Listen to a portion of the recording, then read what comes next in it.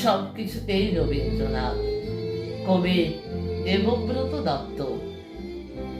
আজকে দেখি নীল আকাশে মেঘ উড়ে যায় ভেসে, ভাসতে ভাসতে মেঘ হয়ে যায় রবীন্দ্রনাথ শেষে।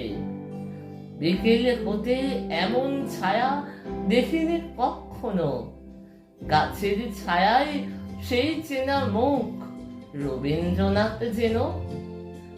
এসব দেখে সন্ধে নামে, পুকুর পাড়ে এসে জলের ওপর চাঁদের ছায়ায় রবীন্দ্রনাথ দেখি।